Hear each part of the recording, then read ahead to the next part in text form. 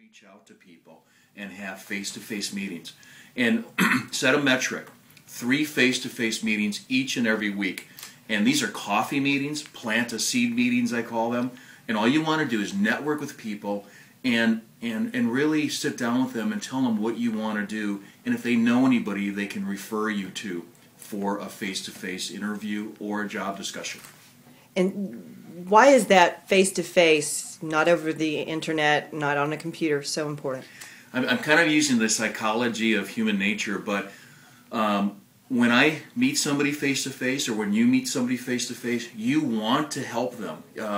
You'll be more inclined to help. To be frank with you, I can blow off somebody on the phone. I can blow off somebody via email. But when you meet them face-to-face, there's something you like about the person, and you want to help them.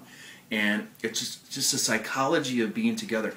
And I will say this: there is no such thing as a bad face-to-face meeting. There's no such thing. Something always develops from it, and something develops from it that you didn't even think about.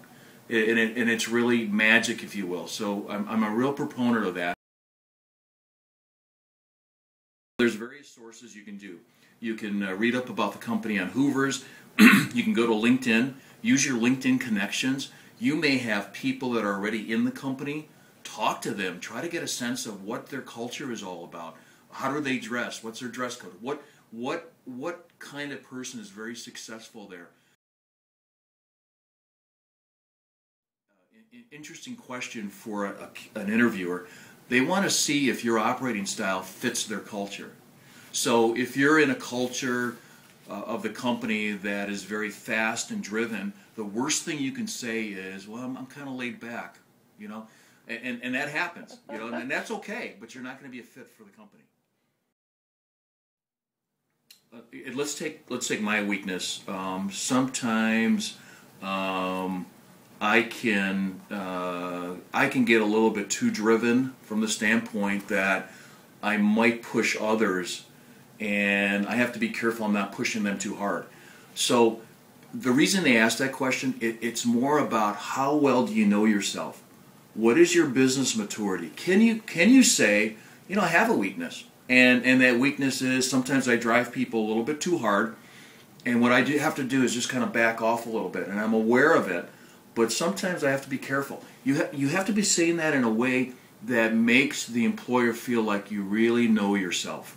And if you don't know yourself, they're gonna see through a BS answer back, saying, well, sometimes I just work too hard. That's not going to work. You've got to really know yourself and know how to package that information. Some people have a hard time talking about themselves, so you have to practice talking about what is your operating style, what is your passion, why are you good at what you do. Really kind of the soft questions. You have to be ready for, would you be interested in a relocation to our company? Can you move to take this job?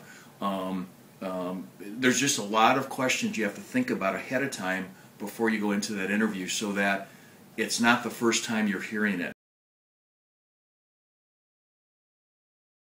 Make sure that your image is the best that it possibly can be.